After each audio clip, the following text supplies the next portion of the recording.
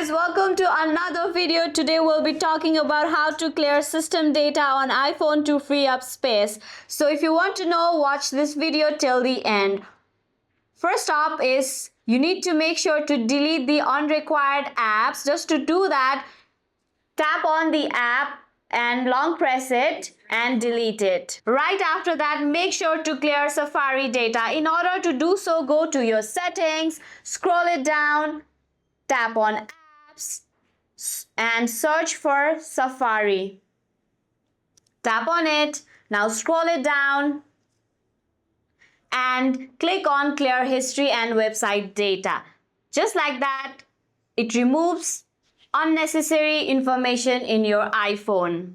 Now another method that you can use to clear up your space is to force restart the iPhone.